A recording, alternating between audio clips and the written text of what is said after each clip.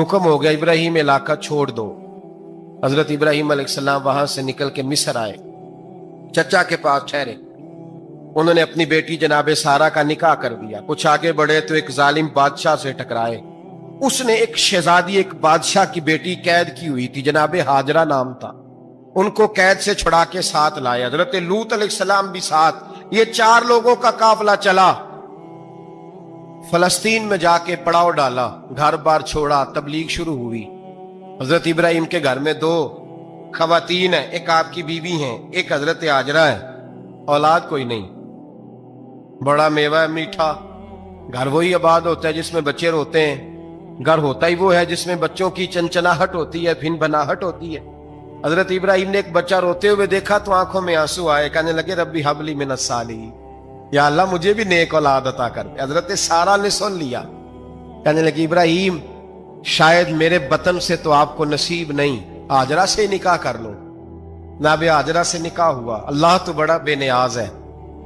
रब करीम ने हजरत इस्माइल जैसा खूबसूरत बेटा अता फरमाया। बेटा काला स्याह भी हो तो सीने की ठंडक होता है, पर यह तो वो बेटा है जिसकी पेशानी में नूरे मुहम्मदी चमकता है सल्लल्लाहु अलैहि वसल्लम। हजरत सैयदना इस्माइल इतने खूबसूरत। अब जिस बीवी के यहाँ बेटा था, बैठना उठना भी ज्यादा उसके पास, आना जाना भी उसके पास, तवज्जो उधर हो गई। जनाबे सारा रश्क करने लगी। एक दिन कहने लगी इसे छोड़ आ जंगल में। बाद ये गैर ज़र मक्के के पास। हजरत इब्राहिम जब वहां लेके गए तो कोई इंसान नहीं था, पानी का कतरा नहीं था। 2 किलो खजूरें, एक मशकीजा। हजरत सैयदना इब्राहिम अलैहिस्सलाम 2 किलो खजूरें, एक मशकीजा पानी का दे करके और वहां बिठाया आपने अपने बच्चे को और अपनी जौजा जनाबे हाजरा को। और बिठा करके ये वापस पलटने लगे तो हजरत हाजरा सलामुल्लाह अलैहा ने आवाज दी, कहा इब्राहिम किसके सहारे पे छोड़ के जा रहे हैं? जहां अबे जमजम का कुआं है ना, जो लोग गए हैं, इन्होंने सफा मरवा की सही की है, सफा मरवा से बाहर निकले ना, सरकार की विलादत का मकाम है, उस जगह पे आबे जमजम का कुआं था। वहां हजरत सैयदना हाजरा को बिठाया। कोई चीज नहीं, कोई दरख्त नहीं, कोई खेत नहीं, कोई पानी नहीं, कोई कुआं नहीं। वहां बिठाया और बिठा करके निकलने लगे तो जनाबे हाजरा फरमाने लगी इब्राहिम किसके सहारे पे छोड़ के जा रहे हो? कहने लगे अल्लाह के सहारे पे। तो पाकबाज बीबी ने एक लफ्ज पूछा, कहा इब्राहिम ये मेरे रब का हुक्म है? ये मेरे बस जिनका अकीदा तौहीद मजबूत हो उनके लिए एक जुमला काफी होता है, ये मेरे अल्लाह का हुक्म है? तो जनाब इब्राहिम अलैहिस्सलाम फरमाने लगे हाजरा हाँ रब का हुक्म है।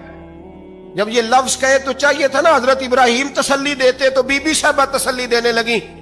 अर्ज करने लगी इब्राहिम अगर अल्लाह का हुक्म है तो फिर आप हमारी फिक्र ना करना। अगर ये रब का हुक्म है तो फिर हमारी फिक्र ना करना। जिस रब ने हमें यहां तक पहुंचाया है वो हमें कभी भी जाया नहीं फरमाएगा, फिर फिक्र ना करना। हजरत इब्राहिम आ गए। बात आपने सुनी हुई है, इशारा करना मकसूद है। 13 साल में चले मान भी लिया जाए बाज रिवायात की रोशनी में कि आते जाते भी रहे, लेकिन मुकम्मल देखभाल अपने बच्चे की परवरिश में पूरा हजरत इब्राहिम अलैहिस्सलाम का किरदार, सारा किरदार मां का था। हजरत सैयदना इब्राहिम 13 साल के बाद आए। चूंकि घर में अल्लाह तबारक व तआला की दोस्ती का चर्चा था, अल्लाह तबारक व तआला की महबूबियत का गलबा था। 13 साल के बाद फलम्मा बालगा माहूसा, या बेटा जब इतना बड़ा हुआ कि साथ चलने लगा, तो हजरत इब्राहिम ने अपने बेटे को बुला के कहा बेटा मुझे ख्वाब आई है, मैं तुझे ज़िबा कर रहा हूं, तेरी क्या रजा है? तो हजरत इस्माइल कहने लगे या अबतिफ अलमा तो उमर, अब्बा जी अल्लाह जैसे हुक्म देता है मेरे साथ वैसे ही करें। जैसे अल्लाह हुक्म देता है वैसे ही बोलिए, वैसे ही करें। हजरत हाजरा को कहा कि एक दोस्त ने दावत की है तो वहां जा रहे हैं। बीबी मुतमईन है, तफसीलात की जरूरत नहीं, खत्म बात, इतबार है, मुतमईन हो गई। शैतान पीछे से आया अम्मा के पास। जरा थोड़ी देर के लिए तसव्वुर जमाइए, यहां तो पड़ोसन आके कोई बात बता देती है खावंद के बारे में तो कई महीने झगड़ा जारी रहता है। पड़ोसन मल्लेदार। शैतान ने आके बताया लफ्ज क्या है? कहा हाजरा तुम्हें पता है कहां जा रहे हैं? कहा दोस्त की दावत में। तो कहने लगे दोस्त कौन है? रब करीम। और इब्राहिम का ख्याल है कि उस रब ने मुझे हुक्म दिया है कि मैं ज़िबा करूं। تو حضرت حاجرہ کہنے لگی کبھی باپ بھی بیٹا ذبح کرتے ہیں؟ شیطان کہنے لگا ان کا خیال ہے کہ ان کے رب نے حکم دیا ہے۔ جناب حاجرہ فرمانے لگی اگر رب نے حکم دیا تو پھر تو مجھے شیطان لگتا ہے، تو مجھے شیطان لگتا ہے۔ کیا مطلب؟ فرمانے لگی اگر رب کریم کا حکم ہے تو میرے پاس ایک اسماعیل ہے، اگر 1000 بھی ہوتے میں سارے اللہ کے راستے میں پیش کر دے دیتی۔ مالک کا ہی تو ہے سارا کچھ، اسی کا ہے، اس میں لیت اللہ کی کیا گنجائش؟ حضرت سیدنا ابراہیم علیہ السلام نے بیٹے کے حلق پہ چھری رکھ بھی دی اور چھری چلا بھی دی، رکھ بھی دی، اور وہ تو اللہ کریم نے فرمایا یا ابراہیم قد صدقت الرؤیا، ابراہیم تو نے خواب سچا کر دکھایا، وہ قیامت تک تیرا نام رہے گا۔ حضرت ابراہیم نے وطن بھی دیا، جان بھی دی، بیٹا بھی، اللہ کریم نے دمبے دیے، فرمایا یہ فدیہ ہے۔ اب یہ قربانی قیامت تک حضرت ابراہیم کے طریقے کے مطابق جاری ہے۔ نبی پاک صلی اللہ تعالی علیہ وسلم نے حضرت ابو بکر صدیق کو امیر حج بنا کے رخصت فرمایا۔ دیکھیں کہاں کہاں محبوب انہیں اپنا نائب بناتے ہیں۔ اب 9 کو تو حضور نے حضرت ابو بکر صدیق کو امیر حج بنایا اور پھر اعلان فرمایا، جہاں جہاں مسلمان آبادیاں تھیں وہاں اعلان کر دیا گیا کہ آئندہ سال رسول پاک علیہ السلام خود حج کے لیے تشریف لے جائیں گے۔ اب ایک بڑی تعداد مسلمانوں کی جمع ہونے لگی۔ ذی قعدہ کے آخری ایام میں ہزاروں کی تعداد میں لوگ مدینہ شریف میں جمع ہو گئے۔ ظہر کی نماز کی ادائیگی کے بعد سیرت نگار کہتے ہیں کہ 28 ذی قعدہ تھی، نبی پاک علیہ السلام ظہر پڑھ کے حج کے لیے نکلے، اور جہاں آج ذوالحلیفہ ہے، ابیار علی جس جگہ کو کہتے ہیں، میقات مدینہ بھی کہا جاتا ہے، وہاں اللہ کے محبوب نے پہلے رات گزاری۔ وہیں پہ نبی پاک صلی اللہ تعالی علیہ وسلم نے احرام باندھا، حضور تشریف لے گئے۔ یہ حج قران تھا۔ نبی پاک صلی اللہ تعالی علیہ وآلہ وسلم کے ساتھ اس طرح لوگ امڑ کے آئے، جہاں جہاں سے لوگ تھے مسلمان وہ سارے جمع ہوئے حضور کے ساتھ اللہ کی بارگاہ میں حاضر ہونے کے لیے۔ 1,40,000 صحابہ، یہ ایک ہی دفعہ صحابہ کا اتنا بڑا مجمع جمع ہوا ہے، ایک ہی دفعہ۔ اور حضور علیہ السلام کی خواہش تھی کہ یہ سارے لوگ وہاں پہنچیں۔ محبوب کریم علیہ السلام 4 ذی الحج کو حضور علیہ السلام نے طواف کیا، صفا مروہ کیا، احرام نہیں کھولا، قربانیاں ساتھ تھیں، چونکہ یہ حج قران تھا۔ اللہ کے رسول صلی اللہ تعالی علیہ وآلہ وسلم نے پھر 8 ذی الحج کو ظہر کی نماز جا کے منا کے میدان میں ادا کی۔ 9 ذی الحج کو مسجد نمرہ کے پاس کوہ صبیر پر جب سورج کی کرنیں چمکیں، قربان جائیں کیا نظارہ ہوگا۔ لبیک لبیک کی صدا آ رہی ہے، دے کون رہے ہیں؟ مدینے والے محبوب صلی اللہ علیہ وسلم۔ حضور اس لشکر حسن کو لے کر، اس نور بھرے قافلے کو لے کے، یہ کون ہیں جو حضور کے ساتھ سارے نکلے ہیں؟ یہ کون ہیں سارے؟ یہ وہ فیروز بخت سعادت مند لوگ ہیں کہ ان میں سے جس نے ایک دفعہ بھی ایمان کی حالت میں حضور کو دیکھا اور پھر خاتمہ بالخیر بالایمان کے ساتھ دنیا سے رخصت ہوئے، یہ وہ لوگ ہیں کہ ولی اگر 60 سال بھی سارا دن روزہ رکھے، ساری رات نفل پڑھے، ہر برائی سے بچے، لیکن پھر بھی کسی صحابی کے قدموں کی خاک تک کو نہیں پہنچ سکتا۔ اور صحابی زیارت سے بنتا ہے، ولی عبادت سے بنتے ہیں۔ نبی پاک صلی اللہ تعالی علیہ وسلم کے وہ سارے صحابہ کون ہیں؟ السابق النجوم، یہ حضور کی چاروں جانب یہ چمک رہے ہیں، انہیں خود میرے نبی پاک نے ستارے فرمایا ہے۔ ایک سمت علی، ایک سمت عمر، صدیق ادھر، عثمان ادھر۔ ان جگمگ جگمگ تاروں میں بھلا مہتاب کا عالم کیا ہوگا؟ اور ہر کوئی فدا ہے بن دیکھے تو پھر دیدار کا عالم کیا ہوگا؟ تو نبی پاک صلی اللہ علیہ وسلم نے یہ وہ موقع تھا، 9 ذی الحج میدان عرفات، حضور صلی اللہ علیہ وسلم نے ظہر کی نماز ادا فرمائی اور پھر کچھ توقف کے بعد حضور کے لیے اونٹنی پر کجاوا سجایا گیا، हुजूर अपनी कुस्वा नामी ऊँटनी पर सवार हुए। मेरे महबूब ने खुतबा देने का इरादा फरमाया। रब करीम ने इरशाद फरमाया, अल यौम अकमलतु लकुम दीनकुम, आज मैंने तुम्हारे लिए तुम्हारा दीन मुकम्मल कर दिया है। मुकम्मल हो गया दीन, इसके बाद कोई और दीन नहीं आएगा। इस आयत ने बता दिया कि हुजूर आखिरी नबी हैं, दीन मुकम्मल हो गया। अब किसी और पैगंबर की, रसूल की, दीन की, किताब की ज़रूरत बाकी।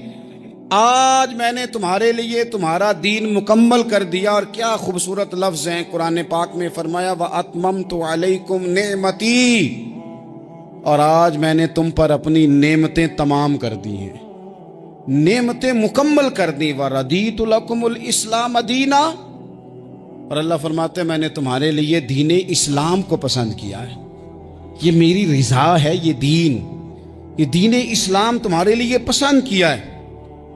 कोई बंदा सारी ज़िंदगी मखलूक की खिदमत करे, सारी ज़िंदगी रस्तों से कांटे उठाए, सारी ज़िंदगी खैर का काम करे, किसी को तकलीफ़ ना दे, लेकिन अगर मुसलमान नहीं ना, अगर कलमा नहीं ना पढ़ता, तो उसकी सारी उम्र की खैर भी किसी काम की नहीं। इसलिए कि रब फरमाता है जड़ दीन इस्लाम है, जड़ होगी तो फिर शाखें कबूल की जाएंगी ना। तो अगर जड़ ही सिरे से नहीं है तो खैर करने का माना। कुछ लोग कुफार की, मुशरिकीन की तारीफ करते हैं कि जनाब बल्ले बल्ले इतने वेलफेयर काम हो रहे हैं, तो याद रखो सबसे ज़रूरी जड़ है। कुरान पाक में रब ताला ने मुनाफिकीन, मुशरिकीन और कुफार के आमाल की बुनियाद इस तरह की बताई है कि जिस तरह पत्थर पर थोड़ी गर्द पड़ जाए, जरा हवा का झोंका है या बारिश आए तो पत्थर साफ का साफ हो जाता है। इनके अमाल इस तरह के हैं। उस खैर का क्या मतलब कि जिस खैर में ईमान ही शामिल नहीं। जब तक बंदा मोमिन ना हो उसका कोई अमल भी अल्लाह की बारगाह में काबिल कबूल नहीं होता। ये आयत नाजिल हो गई, फरमाया दीन मुकम्मल हो गया। ओ मेरे भाइयों, खुदारा सोचो, कोई शय मुकम्मल नहीं दुनिया में, कोई शय भी। करोड़ों का मकान बना लो फिर भी कोई ना कोई नुक्स निकल ही आता है। कोई दुनिया में शय मुकम्मल है ही नहीं। अगर कुछ शय मुकम्मल है तो वो मदीने वाले रसूल का दीन मुकम्मल है। मुकम्मल, जब हम कहते हैं ना मुकम्मल दीन, तो लोग समझते हैं तो शायद सादी सी बात है। ये वो वाली बात है जो दुनिया में कहीं नहीं पाई जाती।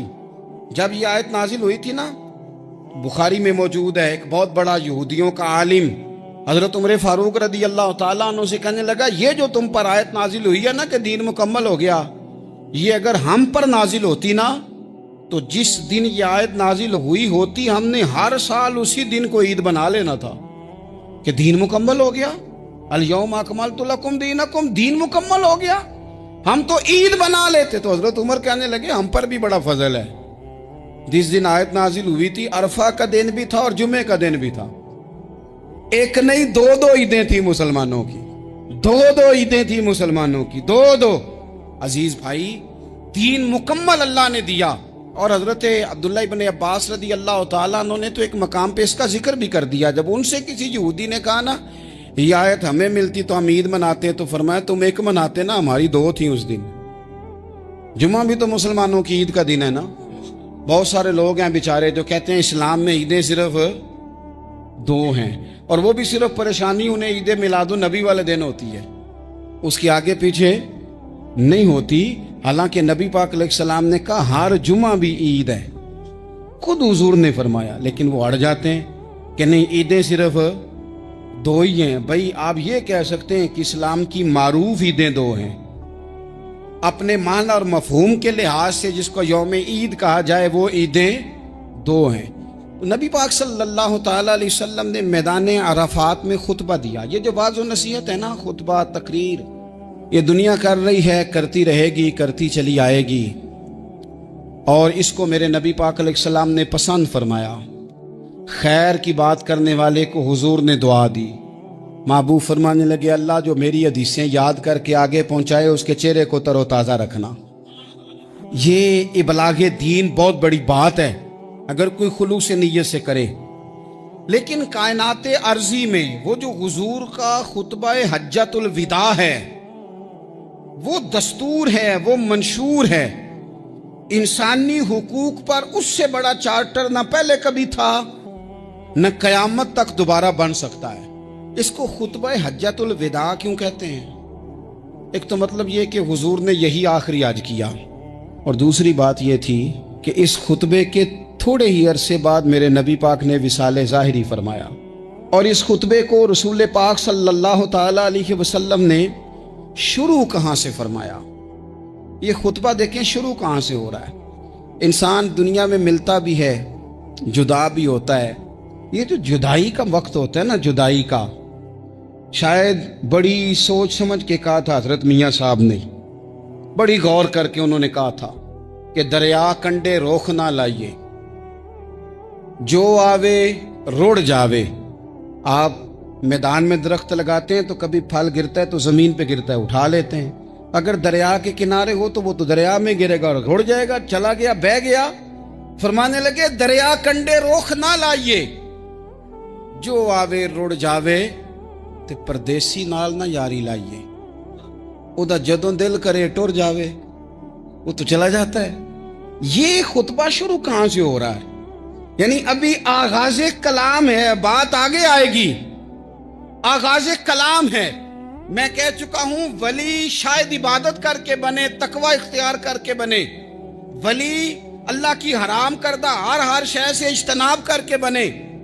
वो जिसमें शुबा है उससे भी बचे तो फिर वली बने। लेकिन सहाबी तो हुजूर की ज़ियारत से बनता है ना, नबी पाक की ज़ियारत से बनता है। और सहाबा तो वो सहाबा थे जिनकी हर सुबह ईद होती थी, खुदा का कुर्ब हासिल था, नबी की दीद होती थी। वो तो इस तरह का माहौल था कि नबी पाक ने फरमाया हजरत अबू हुरैरा से, यहीं बैठे रहते हो, थोड़ा जरा कभी कोई काम भी कर लिया करो, वक्फे से मिलने से मोहब्बत भी बढ़ती है। तो हजरत अबू हुरैरा उठे और सुतून के पीछे से होके वापस आ गए। फरमाया आ गए हो? अर्ज की हुजूर दिल ही नहीं लगता तो जाएं कहाँ। वो जो हुजूर से आके कहते थे ना, या रसूल अल्लाह सल्लल्लाहु अलैहि वसल्लम, हजरत सोबान बिन मालिक, हुजूर ने फरमाया परेशान परेशान दिखाई देते हो। कहा या रसूल अल्लाह एक बात परेशान करती है। कहा वो क्या? अर्ज की हुजूर दिल बेचैन होता है तो ज़ियारत को आ जाता हूँ। आज एक अजीब ख्याल आया है, अजीब ख्याल आया है, और उसने अजीब रंग तबीयत में भर दिया है। फरमाया तुम्हें क्या ख्याल आया? अर्ज की या रसूल अल्लाह सल्लल्लाहु अलैहि वसल्लम, आज ख्याल आया है कि सोबान है, तू हुजूर का गुलाम है, जन्नत तो हुजूर के सदके मिलेगी, लेकिन यह है कि हुजूर तो होंगे ना नबियों के साथ, तुझे मिलेगी पर मिलेगी तो गुलामों के मोहल्ले में ना। दिल में ख्याल आया कि वहां ज़ियारत भी होगी कि नहीं। ओ जन्नत मेरे किस कारी जिथे यार नजर ना आवे, ज़ियारत भी होगी कि नहीं। हुजूर की बारगाह में जब हजरत सोबान ने अर्ज की तो रब करीम ने फरमाया महबूब जो तेरी और तेरे रब की इताअत करे ना, उलाइका अनअमल्लाहु अलैहिम मिनन नबिय्यीन वस्सिद्दीकीन वशुहदाए वस्सालिहीन, फरमाया उनको अल्लाह नबियों के, सिद्दीकीन के, शुहदा और सालिहीन के साथ ही जन्नत में इकट्ठा फरमाएगा। वो इकट्ठे रहे। तो जिनको तो जन्नत में भी हुजूर की ज़ियारत के बगैर चैन नहीं था, उनको हुजूर ने खुतबा हज्जतुल विदा शुरू करते वक्त पहला जुमला पता क्या कहा? हुजूर ऊंटनी पे है, एहराम बांधा हुआ है, 1,40,000 कमोबेश गुलाम सामने खड़े, अरफात का मैदान। महबूब फरमाने लगे पहला जुमला, जो दर्द वाले थे वो तड़प गए, ये सारे दर्द वाले थे लेकिन कुछ ज्यादा मिजाज शनास थे। महबूब ने पहला जुमला कहा। हुजूर फरमाने लगे लोगों, जिस तरह आज इकट्ठे हुए हैं शायद इसके बाद दोबारा हम इकट्ठे ना हो।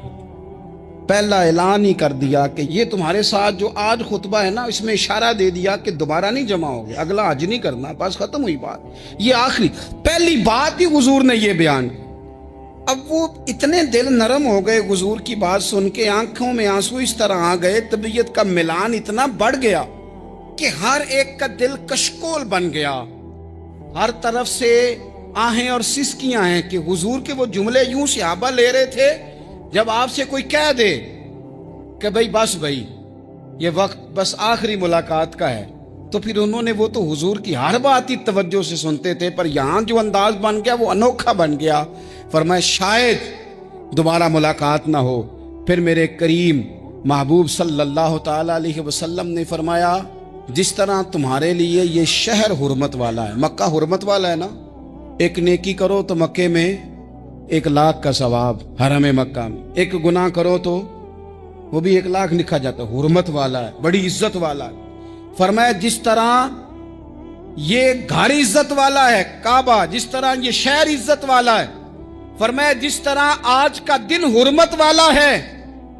मुसलमानों, मैं तुम्हें बता के जा रहा हूं, तुम्हें समझा रहा हूं, इसी तरह मैंने तुम सब पर एक दूसरे के माल और इज्जत को हुर्मत वाला कर दिया है। और सहाबा को ना हुजूर ने पहले ये सबक पूरा हुजूर ने पूछा, ये भी जरा कमाल है, ये बुखारी मुस्लिम की हदीस है। हुजूर ने सहाबा से पूछा, 9 ज़िलहज है, जुमे का दिन है, ज़िलहज का महीना है, सबको पता है, लेकिन ना आप जुमा पढ़ने हैं तो मैं आपसे कहूं कि आज कौन सा दिन है, तो आप कहेंगे जनाब जुमा है, अजीब आदमी है, जुमा पढ़ा रहे हो। लेकिन जो सहाबा का अंदाज है वो और है। हुजूर ने पूछा, आज ये कौन सा महीना है? ये अदब है, ये मकाम है, ये वो मकाम है जहां बहुत सारे सिर्फ अकल वाले बंदे जो होते हैं ना, वो बेचारे गिरते पड़ते हैं, कहते हैं जी बात आती हो तो बतानी चाहिए, ये क्या बात हुई जी, बंदा बोले ही ना, ये क्या लेकिन कुछ लोग ऐसे हैं जिनका धारा अदब कुछ और होता है, उन्हें ढेरों बातें भी आती हों तो हर जगह बात करने की नहीं होती, सब जगह कहानियां सुनाने की नहीं होती। हुजूर ने फरमाया कौन सा महीना है? कुर्बान जाए भैया को जुबान होके कहने लगे वल्लाहु व रसूलहु आलम, अल्लाह जाने, अल्लाह का रसूल जाने। सानू ते कैद सज्जन दा गहना है, ओ जिंज रखे असा उंज रहना है, हमें क्या पता। पूछा किसी ने, लिखा है सूफिया ने, किसी ने पूछा, ओए तुम्हें पता नहीं? कहने लगे चुप कर, हमें क्या पता कौन सा महीना है। तो हुजूर ने फरमाया आज तारीख कौन सी है? भाई साहब को पता था ना 9 ज़िलहज को ही आज होता है, कौन सी तारीख है? कहा वल्लाहु व रसूलहु आलम, अल्लाह जाने, अल्लाह का रसूल जाने। कुर्बान जाए। हुजूर ने पूछा दिन कौन सा है? सबको पता है जुम्मा है। कहने लगे वल्लाहु व रसूलहु आलम, अल्लाह जाने और अल्लाह का। वो सहाबा बता क्यों नहीं रहे? तो अहले मोहब्बत कहते हैं सहाबा का जवाब ये था, हमें कोई महीनों से गरज है, हमें कोई दिन से गरज है, हमें कोई तारीख से गरज है। हाजियो आओ शहनशाह का रोजा देखो, काबा तो देख चुके, काबे का भी काबा देखो, हमें तो महबूब से गरज है। महीना था ज़िलहज का, अगर हुजूर कह देते ज़िलहज नहीं ज़ीक़ाद है तो हमने ज़ीक़ाद ही बना लेना था। तारीख थी 9, अगर हुजूर फरमा देते 11 है तो हमने 11 ही बना लेनी थी। दिन था जुमे का, अगर हुजूर कहते पीर है तो हमें क्या लगे, हमें तो महबूब की रजा चाहिए। आप देखें ना, एक सहाबी के हाथ जरा लंबे थे तो हुजूर ने फरमाया या जुल यदैन, ओ लंबे हाथों वाले। उनसे कोई पूछता नाम क्या है तो कहते मेरा नाम है 2 हाथों वाला। ओ भाई मेरे भी 2 हैं, तू क्यों 2 हाथों वाला? कहने लगे ये नहीं मुझे पता, मुझे नबी पाक ने कहा 2 हाथों वाला। तो ठीक हो गई, जो हुजूर ने नाम रख दिया। तो हुजूर सैयद आलम ने पूछा, फिर हुजूर ने हुर्मत याद कराई। फरमाया याद रखो ये दिन भी बड़ी इज्जत वाला है, जुम्मे का है, ये महीना भी बड़ी हुर्मत वाला है, ज़िलहज का है, ये तारीख भी बड़ी हुर्मत वाली है। लेकिन फरमाया जिस तरह इस दिन की, इस शहर की, इस महीने की तुमने इज्जत करनी है, इसी तरह एक दूसरे के माल का, एक दूसरे की इज्जत का तुमने पास करना। मुसलमान भाइयों, खुदारा ये हुजूर कह रहे हैं यार, नबी पाक ने काबा के सामने खड़े होके फरमाया बैतुल्लाह तेरी बड़ी शान है, तेरा बड़ा मर्तबा है, लेकिन फरमाया मेरे मोमिन की इज्जत रब की नजर में काबे से भी ज्यादा है। हम कैसे बैठ के यार, हम कैसे जुर्रत करते हैं किसी की पगड़ी खोलने की कोने में बैठ के? हम अपने घर बैठ के किसी पर तबसरा कर गए, किसी बंदा मोमिन की इज्जत उछाल गए, बिल्कुल पता नहीं था बात का, और हमने कहानी बना दी पूरी की पूरी, दास्तान सराई कर गए। सुबह से शाम तक हमारी गपशप का उन्वान क्या है? किसी ना किसी का शिकवा, किसी न किसी की शिकायत, ये हमारी गपशप है। खुदारा हुजूर ने तो खुतबा हज्जतुल विदा में पहला सबक ये दिया था कि मेरे जाने के बाद एक दूसरे की इज्जत करना, और इसी खुतबे में एक जगह पे फरमाया ये ना हो कि मेरे जाने के बाद तुम एक दूसरे की गर्दनें मारने लग जाओ। एक दूसरे की इज्जतों का ख्याल करना, पास करना। मुसलमानों, मेरे अजीज भाइयों, बुजुर्गों, इज्जतों का दिफा शुरू करें, थोड़ी देर के लिए अपनी जुबान लोगों के ऊपर तबसरा करने से कंट्रोल में लाएं। कुछ चीज़ें ऐसी, मैं मुख्तलिफ शहरों में जाता हूँ, जिस शहर में गए वहाँ लोगों ने ये कहा जनाब यहाँ जो मौलाना है ना, बाद लोग ये बातें बड़ी चस्के लेके सुनते हैं, यहाँ जो मौलाना है ना वो कुछ नहीं करते, आप बड़े अच्छे हैं, यहाँ जो पीर साहब हैं वो बड़े गड़बड़ हैं, आप बड़े अच्छे हैं। तो मैं उनसे कहता हूँ कि मैं इसलिए अच्छा हूँ कि मैं थोड़ी देर के लिए आया हूँ, मैंने चले जाना है। और दूसरी बात ये कि मुझे आप जितना मर्जी अच्छा कह लें, मैंने रुखसत हो जाना है 2-3 घंटों के बाद। यहाँ जिस आदमी का आप शिकवा कर रहे हैं ना, आप उसको जनाजे के लिए खबर करें ना करें, उसे पता चल गया ना मोहल्ले में जनाजा हो गया है, तो उसे कोई काम भी हुआ तो उसने कहना यार नहीं मोहल्ले में फौतगी होगी, मैंने जनाजा पढ़ाना है, उसने जाना नहीं। तो कमजोरियां तो सब जगह होती हैं, लेकिन उन कमजोरियों की वजह से आपस में बुग़्ज़ पैदा कर लिया जाएगा। और फिर कमाल बात है ना कि अपनी सारी कमजोरियों समेत अपने आप से प्यार है, अपने आप से मोहब्बत है, और दूसरे की एक का पता चल जाए तो हमें घिन आने लग जाती। तो हुजूर ने खुतबा हुज्जतुल विदा के मौके पर यह बात इरशाद फरमाई। दूसरा, हुजूर ने फरमाया लोगों याद रखना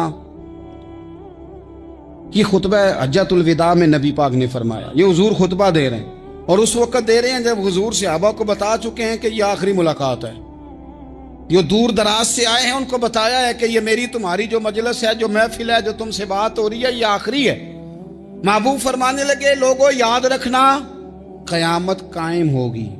इन जुमलों का हुस्न मुलाहिजा कर लें। फरमाया क़यामत कायम होगी, तुम अपने रब से मुलाकात करोगे, और फरमाया तुम्हारा रब तुमसे तुम्हारे आमाल के बारे में पूछेगा। ये खुतबा हज्जतुल विदा में करीम ने फरमाया, सुबह तुम उठे, क्या अमल किया, अल्लाह पूछेगा। किसी से मुलाकात हुई, तर्ज क्या थी, सोच क्या थी, अल्लाह पूछेगा। लेन देन में क्या मामलात थे, तुम्हारे आमाल के, अल्लाह से मुलाकात होगी, वो खड़ा करके पूछेगा। और हदीस में कई जगह पे हुजूर ने फरमाया वो तुमसे सवाल करेगा, तुम्हें जवाब देना है। मेरे अजीज भाइयों, तैयार रहना चाहिए, तैयार। हम ना मिन्नत करते हैं आखिरी दिन हो ना, तनख्वाहदार लोग कहते हैं यार ये आखिरी अयाम चल रहे हैं, कोई खर्चा ना बताओ, इसलिए कि हिसाब के मत्थे लगना है। आखिरी दिनों में, बजट के दिनों में लोग परेशान होते हैं कि हिसाब देना है। जब रब से मुलाकात करेंगे और वो हिसाब मांगेगा, कितना मुश्किल काम है। और एक मकाम पे हुजूर ने फरमाया जिससे अल्लाह ने हिसाब मांगा वो तो उलझ गया, दुआ करो वो हिसाब मांगे ही ना, बेहिसाब ही बख्शिश फरमा दे। नबी पाक सल्लल्लाहु तआला अलैहि वसल्लम ने इरशाद फरमाया इसी खुतबा हज्जतुल विदा में, हुजूर फरमाने लगे सुन लो, मैंने तुम तक अल्लाह ताला का पैगाम पहुंचा दिया है। अब जिस शख्स के पास अमानत रखी हो उस पर लाजिम है कि वो अमानत उस तक पहुंचा दे जो उसका मालिक है। हम बहुत सारे लोग ऐसे होते हैं, हमारे पास अमानतें होती है, कुछ भी ना हो तो कुछ लोगों के राज की अमानत होती है, कुछ भी ना हो तो कुछ लोगों की बातें हम तक पहुंच जाती हैं, वो राज होता है, वो अमानत होती है। मजलिस की गुफ्तगू भी अमानत है, लेकिन हम अमानतों का ख्याल नहीं करते, खयानत हो जाती है। बहुत मोहतात होकर अपनी जिंदगी में अमानतों का ख्याल किया जाए। या अय्युहल्लज़ीना आमनू ला तखूनुल्लाह वर रसूला व तखूनु अमानातिकुम व अंतुम तालमून। अल्लाह फरमाते हैं ईमान वालों, ना रब से खयानत करना, ना रब के रसूल से खयानत करना, ना आपस में एक दूसरे से खयानत करना, जानते बूझते हुए ये काम ना करना। व अंतुम तालमून, जानते हो, तुम्हें पता है। कभी भी बददियानती का मुजाहरा न करें अपनी जिंदगी में, कभी भी। और ये भी याद रख लें, बच्चों को क्या पता कि हमारा अब्बा हलाल ला रहा है कि हराम ला रहा है। आप ला रहे हैं ना, तो वो तो बेचारे भोलेपन में खा रहे हैं, तो हिसाब आपने देना है। जिन्ना ली तू पाप कमाए हुन किथे नहीं हो तेरे कर दे, बुला ना। तो बच्चों का तो ये मामला है भाई, अल्लाह माशाल्लाह कि वो वक्त पे ही, शादी के 10-15 दिन के बाद ही उनको पैगाम मिल जाता है कि अगर हमारा अलहदा घर हो तो मैं मर्जी से सजाऊं, तो मैं मर्जी से संवारूं, तो मेरा कोई मतलब अपना सिलसिला हो, तो बड़े टाइम पे सारी बातें शुरू हो जाती हैं। वो तो मामला ही बिल्कुल और है। तो बिल्कुल किसी भी अमानत में कभी भी खयानत करने की कोशिश न करें। और याद रखें, माले हराम जहाँ आता है वहाँ बड़ी तबाही आती है। जहाँ लोग बददियानत हो जाते हैं वहाँ मामलात बड़े ख़राब हो जाते हैं। अल्लाह तबारक व तआला दयानतदारी की तौफीक अता फरमाए। हुजूर ने खुतबा हज्जतुल विदा के मौके पर फरमाया, मैंने आज جاہلیت کے سارے سود ختم کر دیے. نبی پاک میدان عرفات میں کھڑے ہو کے فرمانے لگے جس بندے نے بھی کسی سے پیسے لیے ہیں وہ اصل رقم دے گا, زائد نہیں دے گا. حضور کے بڑے قریبی تھے ایک, فرمایا انہوں نے بھی کچھ لوگوں سے پیسے لیے ہوئے, چونکہ وہ سب لوگ کرتے تھے, حرام ہی نہیں تھا. فرمایا میں ان کو بھی حکم دیتا ہوں کہ یہ اصل رقم وصول کریں گے, کسی سے ایک پائی بھی زیادہ وصول نہ کریں گے. نبی پاک صلی اللہ تعالی علیہ وسلم نے خطبہ حجۃ الوداع میں ایک باریک بات حضور نے بھی, یہ آپ نے ضرور سمجھنی ہے, بالخصوص جو لوگ تھوڑا دین پر عمل کر رہے ہیں, جن کا لبادہ مذہبی ہو گیا, جنہیں لوگ حضرت صاحب, قاری صاحب, علامہ صاحب, مفتی صاحب, حاجی صاحب, بزرگوں کہہ کے بلاتے ہیں, وہ اس پر توجہ کریں. میرے نبی پاک صلی اللہ علیہ وسلم نے خطبہ حجۃ الوداع کے موقع پہ ارشاد فرمایا, لوگوں شیطان اب مایوس ہو گیا ہے, وہ تم سے بتوں کی پوجا نہیں کرا سکے گا, ہاں وہ تمہیں چھوٹے چھوٹے گناہوں میں مبتلا کرے گا, وہ تم سے چھوٹے چھوٹے عیب کرائے گا, تم سمجھو گے یہ تو غلطی کوئی نہیں. فرمایا اس سے بچ کے رہنا. اب وہ مایوس ہو گیا, بتوں کی پوجا نہیں کرا سکتا, تمہیں اپنی پوجا نہیں کرا سکتا, لیکن چھوٹی چھوٹی غلطیاں. ایک مقام پہ فرمایا نا, چھوٹا گناہ ہونا تو مومن اسے پہاڑ سمجھتا ہے, اتنا بڑا ہو گیا, اور منافق کہتا ہے یہ تو کچھ بھی نہیں. تو اپنی زندگی کے اندر چھوٹی چھوٹی کوتاہیاں, حضرت سعدی فرمایا کرتے تھے سیلاب اچانک نہیں آتے, پہلے چھوٹا سا سوراخ ہوتا ہے دریا کے کنارے, اسے بند نہ کیا جائے پھر بڑا ہو جاتا ہے, پھر وہ ٹائم آتا ہے کہ بند ٹوٹ جاتا ہے, بستیاں ڈوب جاتی ہیں. پہلے چھوٹا گناہ انسان کرتا ہے, چھوٹا, پھر اس سے آگے بڑھتا جاتا ہے اور بڑی بڑی غلطیاں ہوتی ہیں. اللہ تبارک و تعالی ہمیں رائی کے دانے کے برابر بھی غلطی کرنے سے محفوظ فرمائے. نبی پاک صلی اللہ تعالی علیہ وسلم نے اسی موقع پر ارشاد فرمایا, لوگو اللہ سے ڈرتے رہنا, اور میں تمہیں عورتوں کے ساتھ بھلائی کی وصیت کرتا ہوں. فرمایا رب نے تمہیں اختیار دیا ہے, عورتیں تمہارے سپرد کی ہیں, ان سے اچھا سلوک کرنا. فرمایا اگر کبھی کوئی ان پر تمہیں سختی کرنی بھی پڑے تو اتنی کرنا جتنی ان کی غلطی ہو, ان سے درگزر کرنا, ان سے پیار کرنا. اسلام نے خاتون کو باقاعدہ حقوق دیے, باقاعدہ. صحیح بخاری میں حدیث ہے, یہ جو نوجوان ہیں, مطالعہ کرنے والے, پڑھنے سننے سمجھنے والے, یاد رکھا کریں ان چیزوں کو. حضرت بریرہ رضی اللہ تعالیٰ عنہ حضرت عائشہ صدیقہ کی کنیزہ ہیں. حضرت مغیث رضی اللہ تعالیٰ عنہ ایک صحابی ہیں, ان کی وہ اہلیہ ہیں, وہ اپنے خامد سے علیحدگی چاہتی تھی. ان کے خامد بڑی محبت کرتے تھے, علیحدہ ہونا نہیں چاہتے تھے, خاتون رہنا نہیں چاہتی تھی. انہوں نے بڑی سفارشیں کرائیں کہ میرا خامد, میری بیوی مجھ سے صلح کر لے, حالانکہ وہ خاتون کنیز ہیں, خادمہ ہیں, کوئی بڑے قبیلے سے بظاہر تعلق نہیں. بالآخر انہوں نے گزارش کی, سیدہ عائشہ صدیقہ رضی اللہ تعالیٰ عنہ سے کہا, کچھ اور ذرائع اختیار کیے. حضرت مغیث نے رضی اللہ تعالیٰ عنہ, ان کے شوہر نے, کہ نبی پاک علیہ السلام کی خدمت میں عرض کریں, حضور میری سفارش کریں کہ یہ مجھ سے صلح کر لیں. تو نبی پاک علیہ السلام نے حضرت بریرہ رضی اللہ تعالیٰ عنہ جو کنیزہ ہیں, خادمہ ہیں, ان کو بلا کے کہا تمہارا خامد صلح کرنا چاہتا ہے. یہاں برادری کا بڑا کے کہتا ہے, پتر میری بھی نہیں تو گال رکھنی, وہ میرے ککھاں دا بھی نہیں تو, کیا کہہ رہے ہیں آپ؟ اللہ نے اسے حق دیا ہے, اور جسے حق اللہ دے اس کا رسول دے, اس سے کون ہوتا ہے کوئی حق چھیننے والا؟ نبی پاک صلی اللہ علیہ وسلم نے حضرت بریرہ سے کہا تمہارا خامد صلح کرنا چاہتا ہے اور وہ روتا ہے تمہارے لیے, اور اس نے بڑی سفارشیں کی ہیں, تم اس سے صلح کر لو. حضرت بریرہ رضی اللہ تعالیٰ عنہ عرض کرنے لگی, یا رسول اللہ صلی اللہ علیہ وسلم آپ جو حکم کریں میں حاضر ہوں, ایک بات پوچھ سکتی ہوں, ایک گزارش کر لوں, ایک صرف حضور میرا بولیا چولیا معاف کری, ایک بات کر لوں تو کیا کرو. عرض کی یا رسول اللہ یہ آپ کا حکم ہے یا مشورہ ہے؟ یہ محبوب کی بات ہے, محبوب کی. کوئی بزرگ کیوں جبر کرتا ہے کسی پہ؟ کوئی حضرت شیخ کیوں کہتے ہیں زبردستی عورت کو کہ تو جا؟ نبی پاک صلی اللہ علیہ وسلم نے فرمایا صلح کر لے. یا رسول اللہ ایک بات عرض کروں, کرو. حضور حکم ہے کہ مشورہ ہے؟ تو نبی پاک نے فرمایا نہیں, مشورہ ہے. ایک وقت ایسا آیا کہ اللہ تعالیٰ نے حضرت ابراہیم کو بہت زیادہ مال عطا فرمایا, اتنے اونٹ گنے نہیں جاتے, گائیں اتنی زیادہ کہ شمار نہیں ہوتی, بکرے بکریاں اتنی زیادہ کہ شمار, بہت زیادہ مال اللہ نے عطا فرمایا. اور ابھی کچھ عرصہ پہلے آپ پیچھے جائیں نا تو جو لفظ یہ مال تھا وہ روپے پہ تو بولا ہی نہیں جاتا، وہ جانوروں پہ بولا جاتا۔ بہت زیادہ مال اللہ نے دیا، بکریاں، گائیں، اونٹ، بیل، بڑا کچھ۔ رب کریم نے فرشتوں سے فرمایا کہ واتخذ اللہ ابراہیم خلیلا، ابراہیم میرا دوست ہے۔ تو فرشتے کہنے لگے یا اللہ جسے اتنا کچھ دیا جائے اس نے دوست تو بننا ہی ہوتا ہے، تو نوازا ہی پڑا ہے، اتنا مال، اتنے کھیت کھلیان، اتنا کچھ۔ اللہ کریم نے فرمایا جاؤ آزمائش کر لو، امتحان لے لو۔ فرشتہ امتحان لینے پہنچ گیا۔ حضرت ابراہیم کے جانور چر رہے ہیں چراگاہ میں، حضرت ابراہیم بھی ہیں، غلام بھی ہیں، بہت بڑا ریوڑ ہے۔ آپ تشریف فرمائیں۔ ایک فرشتہ آیا تو کھیت میں چھپ کے بیٹھ گیا اور بلند آواز سے کہنے لگا سبحان اللہ والحمد للہ ولا الہ الا اللہ واللہ۔ یہ تسبیح بڑی پسند ہے، محبوب نے ان کی فضیلت بیان کی۔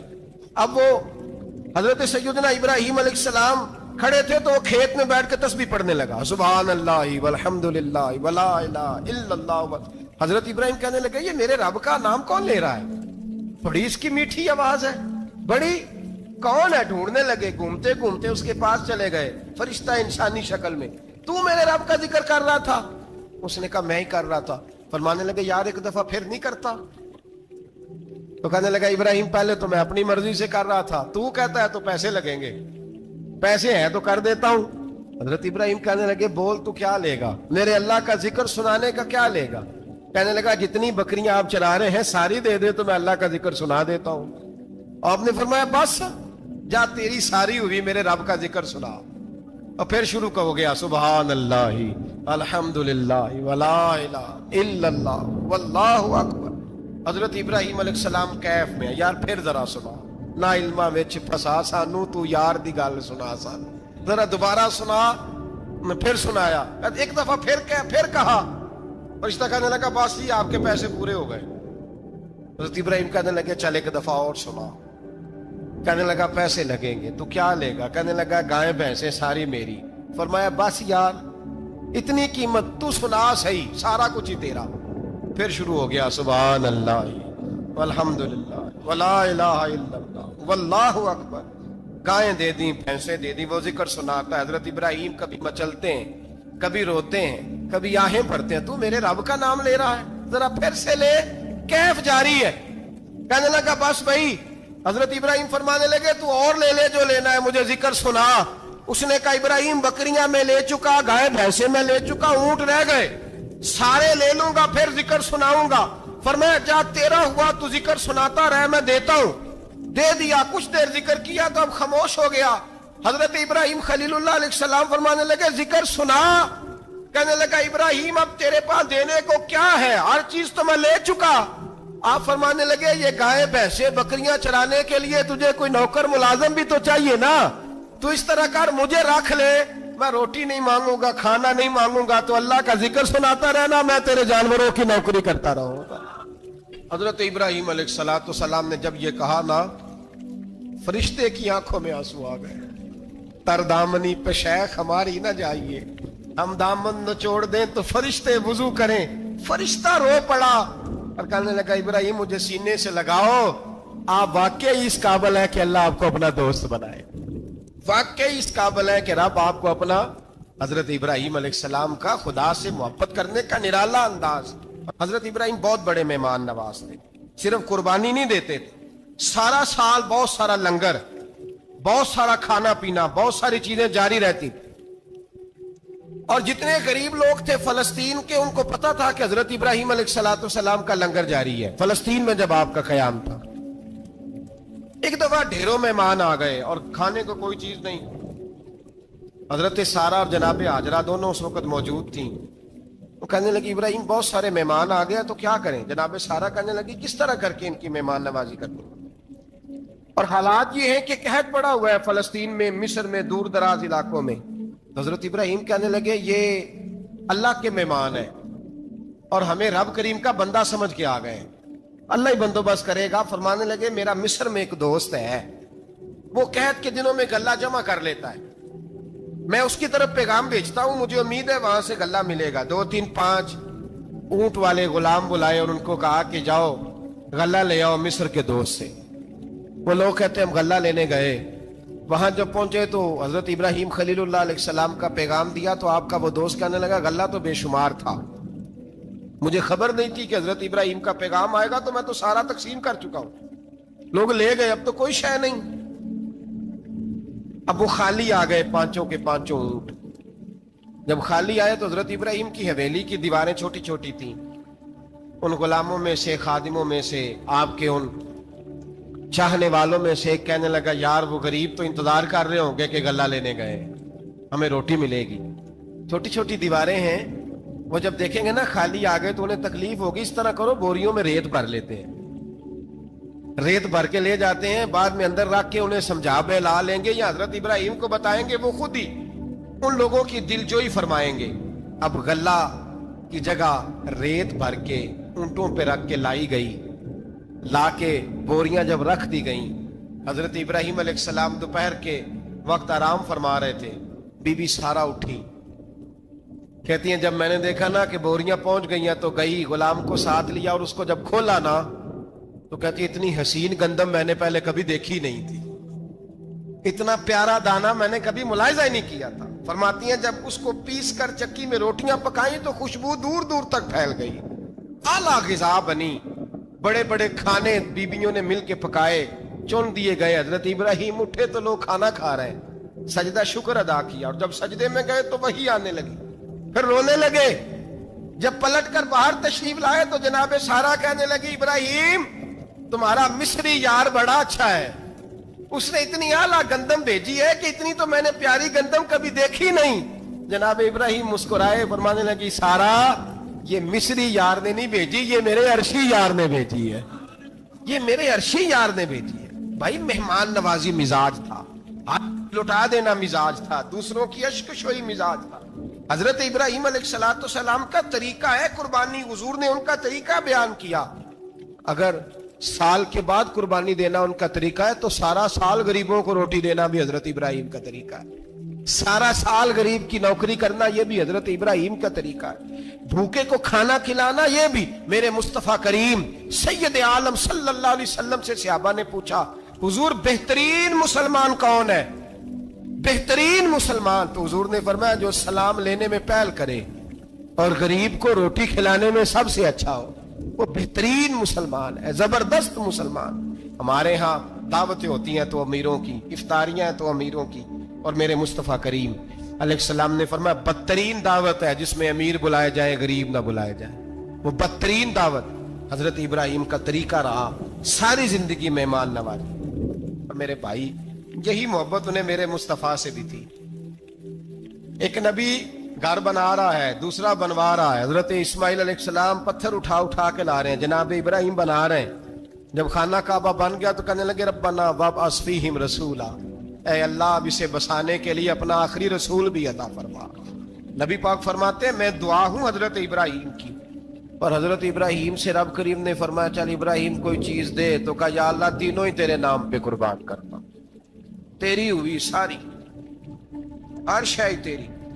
حضرت ابراہیم نے دین کے لیے، آپ شہر بابل کے قریب پیدا ہوئے تھے، وہاں سے مصر آئے، مصر سے فلسطین آئے، اور فلسطین سے آ کر کے کعبہ آباد فرمایا۔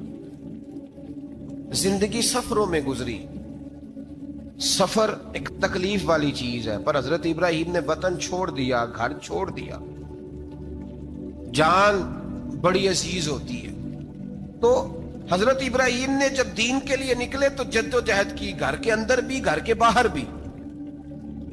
آپ کے والد کا نام طارق ہے، وہ توحید پرست تھے، ایماندار تھے، پرہیزگار تھے۔ آپ کے چچا کا نام آزر ہے، وہ بت پرست تھے، بت بیچا کرتے تھے۔ حضرت سیدنا ابراہیم علیہ السلام جب میدان عمل میں نکلے تو حضرت ابراہیم علیہ السلام نے اپنے گھر سے جہاد شروع کیا، لڑنا پڑا، گھر کے اصولوں سے، چچا نے جو رواج بنائے ہوئے تھے اس رواج سے ٹکرائے۔ فرمایا میں اپنے گھر کے اندر یہ بت پرستی نہیں ہونے دیں گا۔ چچا کو ایک دفعہ نہیں بار بار 100 دفعہ سمجھایا۔ آپ کا چچا بت بنا کے بیچا کرتا تھا۔ حضرت ابراہیم علیہ السلام تھوڑے بڑے ہوئے تو کہنے لگا کہ چلو میرے ساتھ، تم بھی بت بیچنے ہیں، ہمارا کاروبار ہے۔ حضرت ابراہیم ساتھ نکلے تو بت پکڑا ہے، گندے پانی کے اندر اس بت کو ڈبوتے ہیں، کہتے ہیں کسی نے خریدنا ہے تو خرید لو، نہ یہ نفع دے سکتا ہے نہ نقصان دے سکتا ہے، جو اپنا آپ نہیں بچا سکتا تمہیں کیا بچائے گا، خریدنا ہے تو خرید لو۔ چچا کہنے لگا تو کاروبار چمکا رہا ہے کہ تباہ کر رہا ہے؟ گھر میں بڑے معاملات خراب ہوئے، جھگڑے ہوئے، لیکن حضرت ابراہیم علیہ السلام ایک منٹ کے لیے بھی اپنے گھر کے اندر بھی کمپرومائز کرنے کو تیار۔ یہ تھوڑا مشکل میں نے پہلو چھیڑ دیا ہے، یہ تھوڑا مشکل پہلو چھیڑ دیا ہے، تھوڑا سمجھدار آدمی ہے پر بیوی سے پردہ نہیں کرا سکتا، سیانا ہے، پنچایت کا بندہ ہے، جو اس سے آپ کہیں گے وہ بات یہ سنائے گا، لیکن کہتا نہیں جی میں نے کوشش کر لی ہے۔ کس قسم کی کوشش ہے صاحب، یہ کیسے ہو گیا؟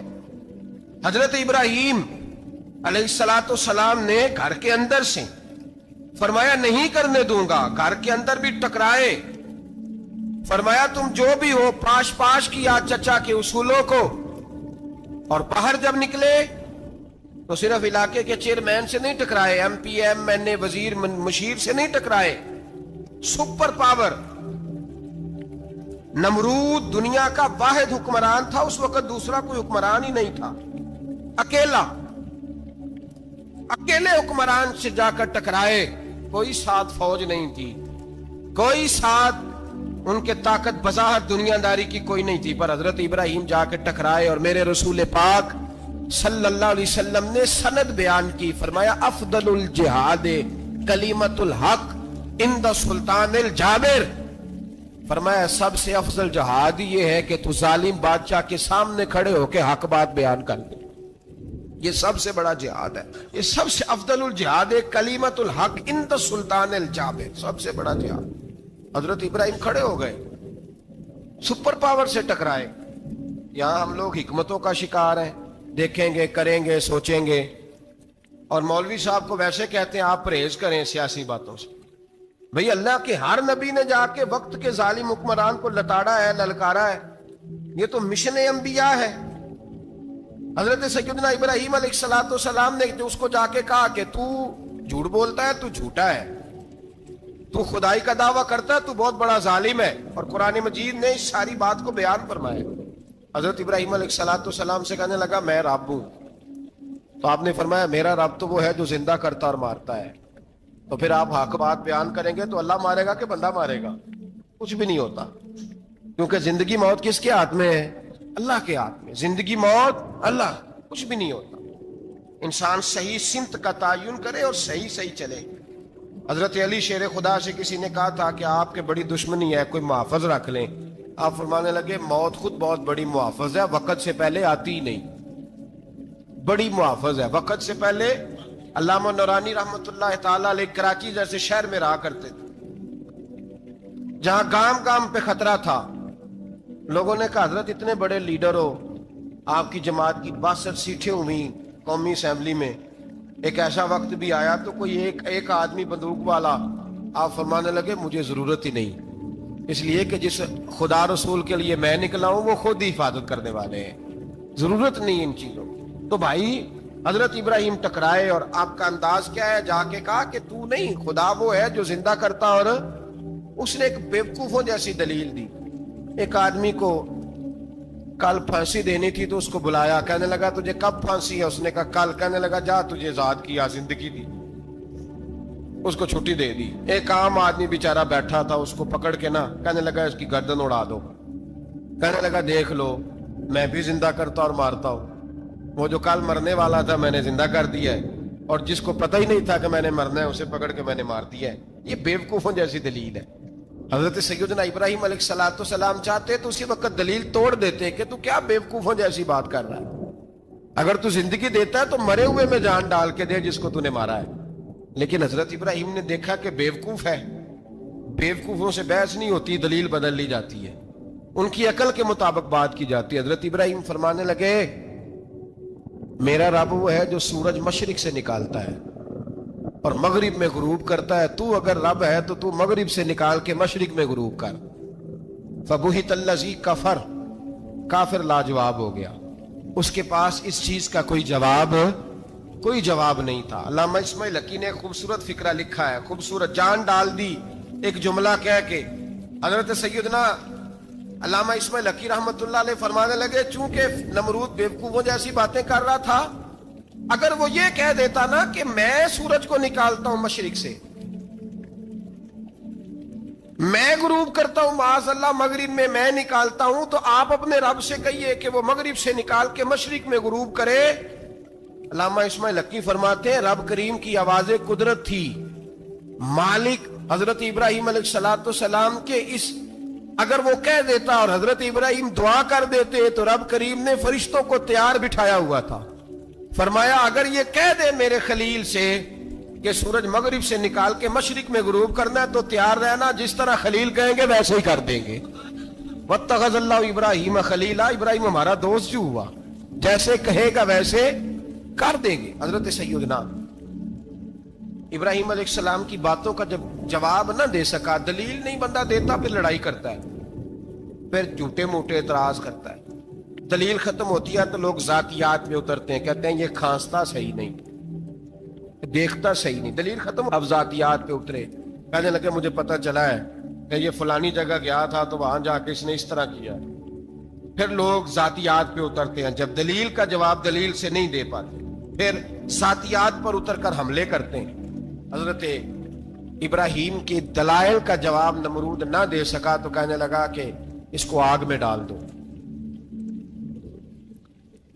قوم گئی ہوئی تھی ساری، آپ نے بات سنی ہوئی ہے، میں نے صرف اشارہ دینا ہے، میلے پہ حضرت سیدنا ابراہیم علیہ السلام نے سارے بت توڑ دیے، کلاڑا بڑے بت کی گردن پہ رکھا، واپس آئے کہنے لگے بت کس نے توڑے ہیں؟ تو فرمایا اس سے پوچھ لو جس کی گردن پہ کلاڑا ہے۔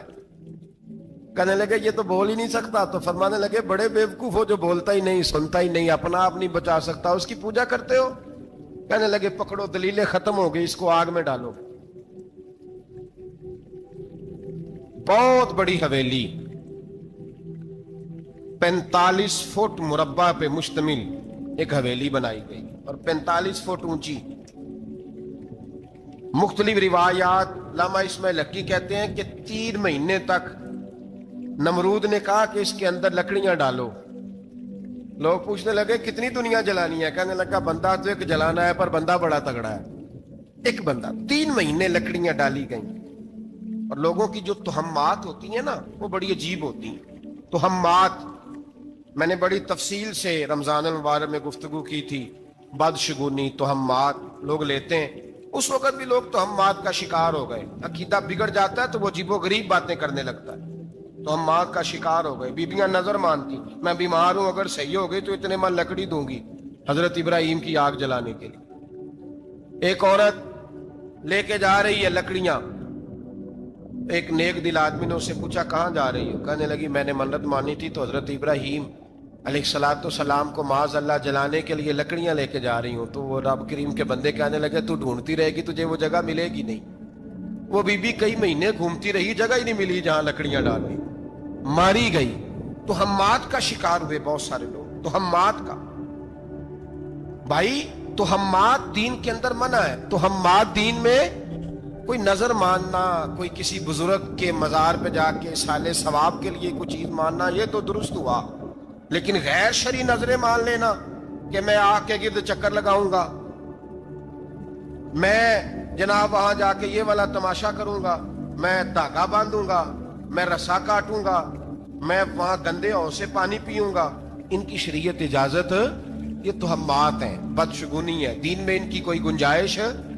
آپ نظر ماننے سے پہلے بھی کسی عالم سے رابطہ کریں کہ میں منت مانگنے لگا ہوں تو کیسے ماننی چاہیے کا طریقہ پوچھیں، ایسے ہی غلط چیز کی منت تھوڑی مان لی جائے گی۔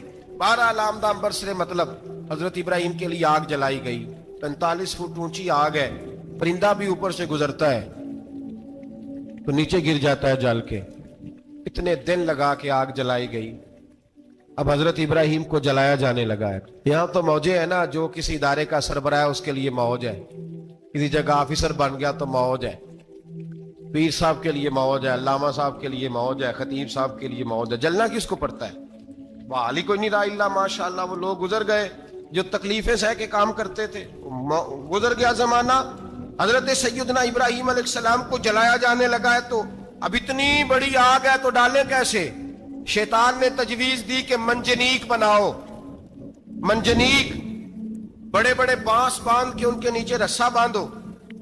वो जिस तरह झूलने के लिए झूला बनाया जाता है, इस तरह एक मंजनीक पुराने जमाने में उसमें पत्थर रख के फेंके जाते थे दुश्मनों पे।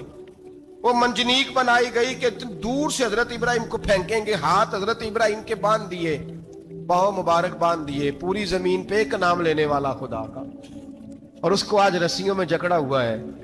जब फेंका जाने लगा ना आग में, तो पूरे रोने लगे, फरिश्ते तड़पने लगे, ए अल्लाह ये क्या होने लगा है, एक तेरा खलील और वो भी आग में।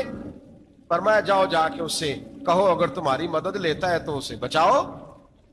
हवा का फरिश्ता आया, कहा इब्राहिम अगर तू कहे, ओ भाई इन चीजों को कहानी समझ के ना सुना करें, ये दास्तान नहीं, ये वो तरीके हैं जो हमारे रसूल ने हमें अपनाने का हुक्म इरशाद फरमाया है। जो अकीदे, ये वो नजरियात है जो हमें ओढ़ने को कहा गया। अपने रब करीम की रिजा पे राजी रहने के ये वो खूबसूरत मवाके हैं सूफिया ने जिनको बनाकर समझाकर हम तक पहुंचाया है। ये है अहले तरीकत की बातें। वो कहते हैं यार जिस हाल में रखे राजी रहना है। हजरत इब्राहिम अलैहिस्सलाम को फेंका जा रहा है, फरिश्ता आया, ए अल्लाह के खलील अगर हुक्म दो तो इतनी हवा चलाऊं कि नमरूदी जल जाए सारे, आग उन पे फेंक दी जाए।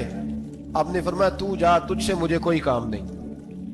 थोड़ी देर के बाद पानी का फरिश्ता आया, कहा हुजूर इतनी बारिश बरसाऊंगा कि आग बुझ जाएगी। फरमाया तू जा, तुझसे कोई काम नहीं। अब जब मंजनीक में रख दिए गए, आग में जाने का लम्हा है, तैयारी है, हजरत जिब्रील अमीन हाजिर खिदमत हुए। कहा इब्राहिम कोई हाजत? फरमाया तुझसे कोई नहीं। कहा चलो मुझसे नहीं तो रब करीम से ही बात कर लो, मुझे पता है मैं छोटा हूं, आप मुझसे मदद क्यों लोगे, रब करीम से ही बात कर ले। तो हजरत इब्राहिम कहने लगे जिब्रील ये बता, रब को नहीं पता उसका खलील किस हाल में है, उसे नहीं पता मैं किस हाल में हूं, मेरे हाथ बंधे हैं पैर बंधे हैं आग में, उसे नहीं पता। बताया तो उसे जाता है जिससे खबर ना हो। तो अगर उसे पता है, तो अगर वो जलाने पे राजी है तो मैं भी जलने को तैयार हूं, मैं तैयार हूं, मैं तैयार हूं। उसे कहो ठीक है।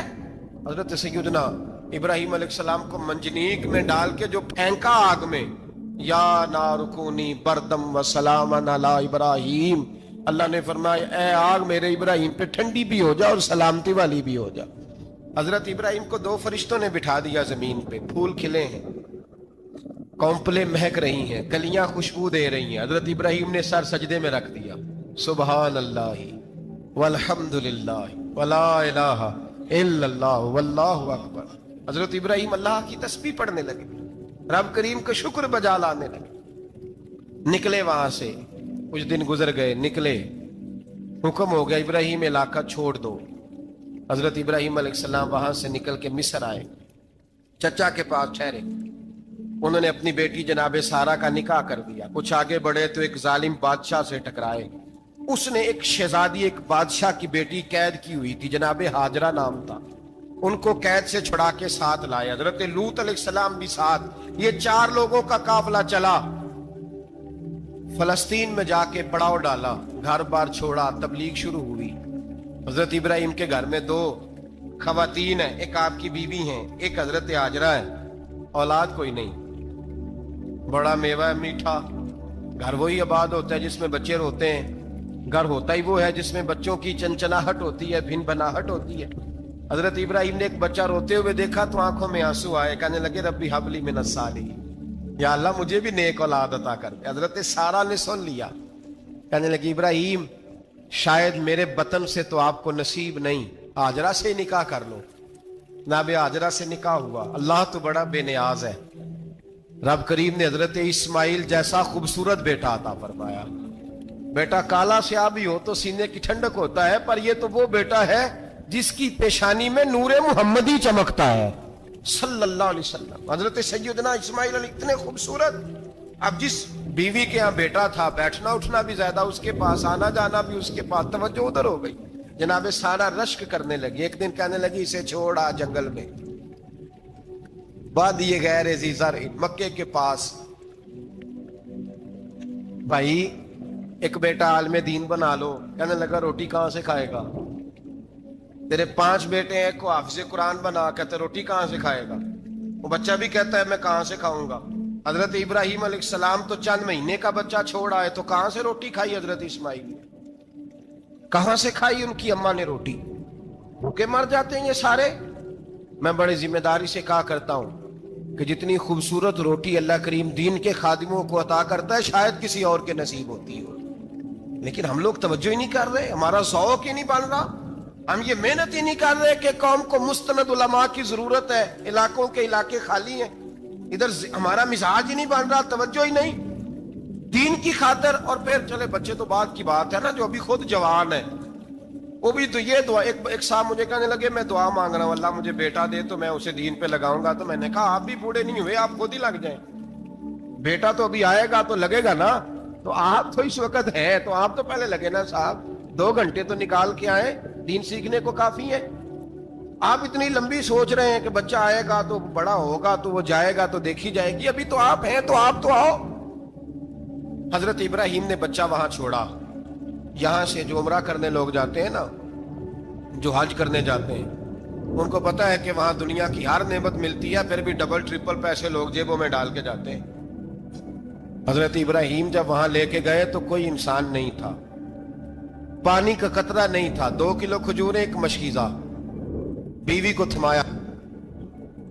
ہمارے گھر میں ہزاروں چیزیں پڑی ہیں لیکن وہ جو توکل ہے نا وہ ختم ہو گیا ہے۔ اللہ دے گا، حلال حلال پہ قناعت کرے، جائز جائز پہ بھروسہ کرے، رب کریم عطا کرنے والا ہے، وہ مزاج ختم ہو گیا۔ حضرت سیدنا ابراہیم علیہ السلام 2 کلو کھجوریں، ایک مشکیزہ پانی کا دے کر کے، اور وہاں بٹھایا آپ نے اپنے بچے کو اور اپنی زوجہ جناب ہاجرہ کو، اور بٹھا کر کے یہ واپس پلٹنے لگے تو حضرت ہاجرہ سلام اللہ علیہ نے آواز دی، کہا ابراہیم کس کے سہارے پہ چھوڑ کے جا رہے ہیں؟ جہاں آب زمزم کا کنواں ہے نا، جو لوگ گئے ہیں انہوں نے صفا مروہ کی صحیح کی ہے، صفا مروہ سے باہر نکلے نا، سرکار کی ولادت کا مقام ہے، اس جگہ پہ آب زمزم کا کنواں تھا، وہاں حضرت سیدنا ہاجرہ کو بٹھایا، کوئی چیز نہیں، کوئی درخت نہیں، کوئی کھیت نہیں، کوئی پانی نہیں، کوئی کنواں نہیں، وہاں بٹھایا اور بٹھا کر کے نکلنے لگے تو جناب ہاجرہ فرمانے لگی ابراہیم کس کے سہارے پہ چھوڑ کے جا رہے ہو؟ کہنے لگے اللہ کے سہارے پہ۔ تو پاک باز بی بی نے ایک لفظ پوچھا، کہا ابراہیم یہ میرے رب کا حکم ہے، یہ میرے بس جن کا عقیدہ توحید مضبوط ہو ان کے لیے ایک جملہ کافی ہوتا ہے، یہ میرے اللہ کا حکم ہے؟ تو جناب ابراہیم علیہ السلام فرمانے لگے ہاجرہ ہاں رب کا حکم ہے۔ جب یہ لفظ کہے تو چاہیے تھا نا حضرت ابراہیم تسلی دیتے، تو بی بی صاحبہ تسلی دینے لگی، عرض کرنے لگی ابراہیم اگر اللہ کا حکم ہے تو پھر آپ ہماری فکر نہ کرنا، اگر یہ رب کا حکم ہے تو پھر ہماری فکر نہ کرنا، جس رب نے ہمیں یہاں تک پہنچایا ہے وہ ہمیں کبھی بھی ضائع نہیں فرمائے گا، پھر فکر نہ کرنا۔ حضرت ابراہیم آ گئے، یہ بات آپ نے سنی ہوئی ہے، اشارہ کرنا مقصود ہے۔ 13 سال میں چلے مان بھی لیا جائے بعض روایات کی روشنی میں کہ آتے جاتے بھی رہے، لیکن مکمل دیکھ بھال اپنے بچے کی پرورش میں پورا حضرت ابراہیم علیہ السلام کا کردار، سارا کردار ماں کا تھا۔ میں جب خواتین کے بارے میں کوئی بات کرتا ہوں تو میں آپ کو اکثر کہتا ہوں کہ یہ صرف بیوی کے لیے حکم نہیں ہوتا، یہ ٹریننگ بیٹی کو دینی ہے اور بہن کو دینی ہے، یہ تربیت کریں اپنے گھر میں۔ میں تجربے کی روشنی میں یہ بات عرض کیا کرتا ہوں کہ بھائی بچے باپ کے فرما بردار اس وقت ہوتے ہیں جب اماں انہیں باپ کا فرما بردار کرتے ہیں، اور بچے باپ کے نافرمان بھی تب ہوتے ہیں جب اماں انہیں باپ کا۔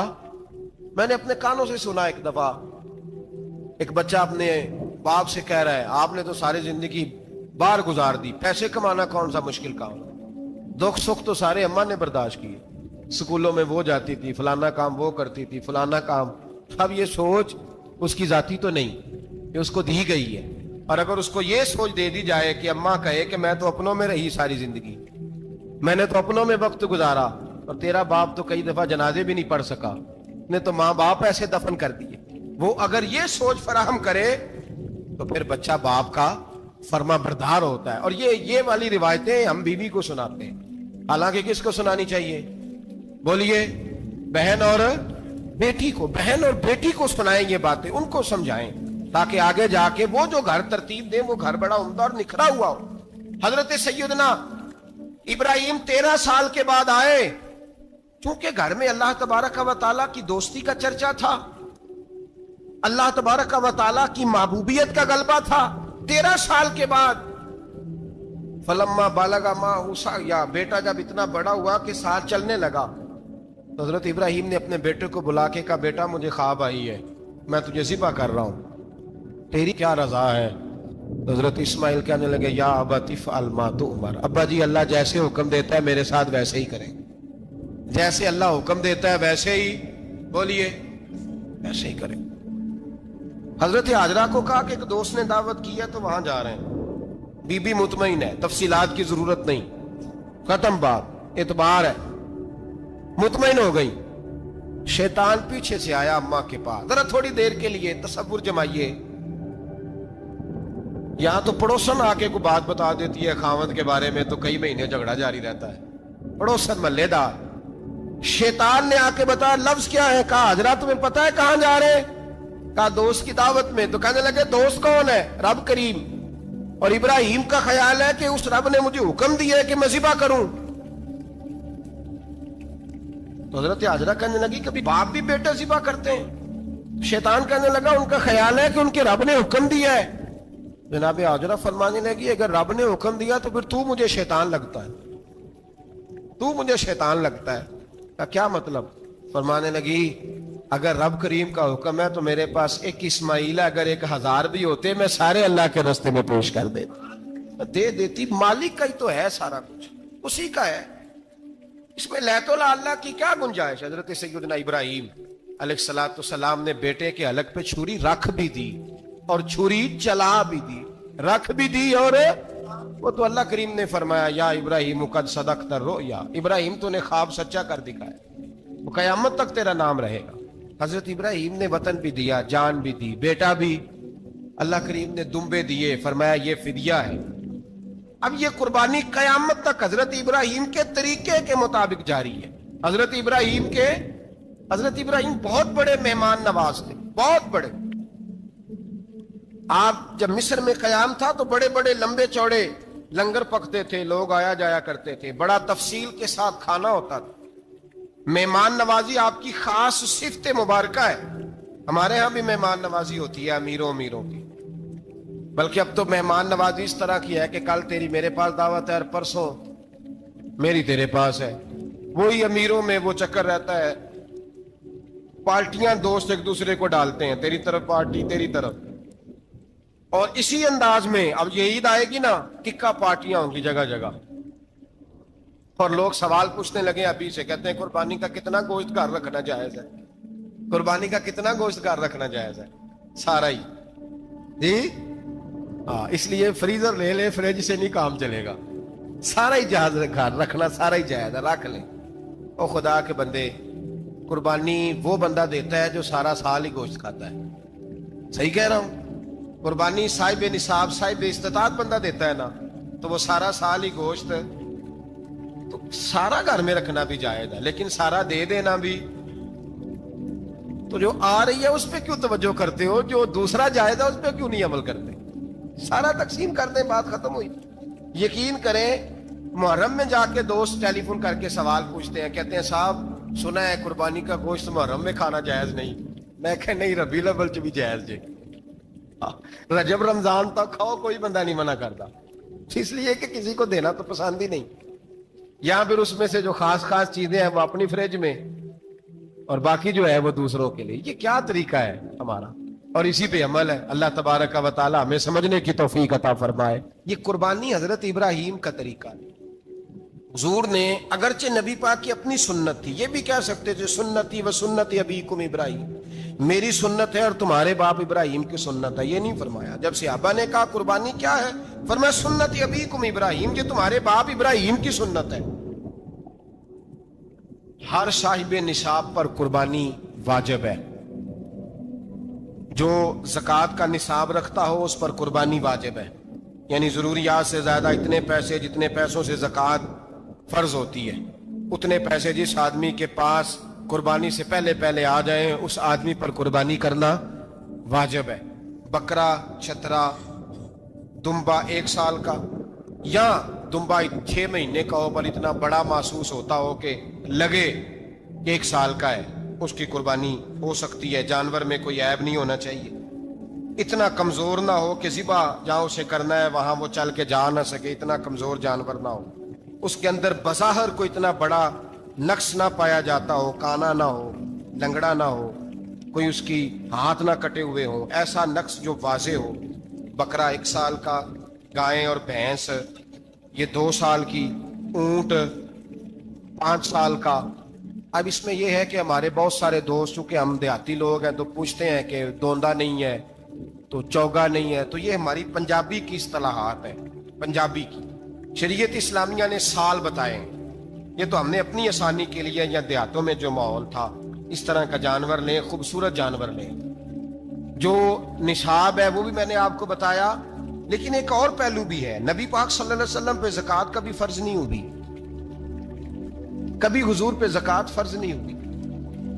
نبی پاک صلی اللہ علیہ وسلم کے پاس اتنا سرمایہ کبھی اکٹھا ہوا ہی نہیں کہ زکوٰۃ فرض ہو، لیکن نبی پاک کے صحابہ فرماتے ہیں کہ مدینے کے 10 سالوں میں اللہ کے رسول نے ہر سال قربانی فرمائی ہے، ہر سال قربانی دی، اور جس سال حضور حج کرنے گئے اس سال اللہ کے نبی نے 63 اونٹ ذبح فرمائے، اور حضور صلی اللہ علیہ وسلم جب اونٹ ذبح کرنے لگتے نا تو صحابہ کہتے ہیں اونٹ خود دوڑ کے حضور کے سامنے آ کے لیٹ جاتا، اور نبی پاک اسے ذبح کرتے اور فرماتے ہیں ایک دوسرے کو